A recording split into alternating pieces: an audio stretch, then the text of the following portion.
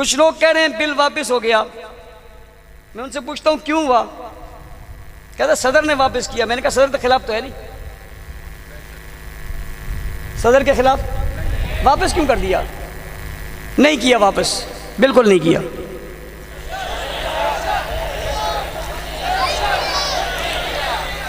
और अगर खुदा ना खास्ता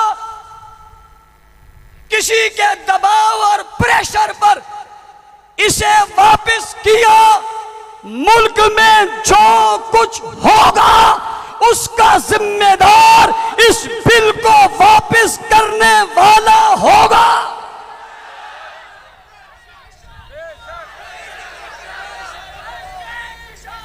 ऐसा है या नहीं है?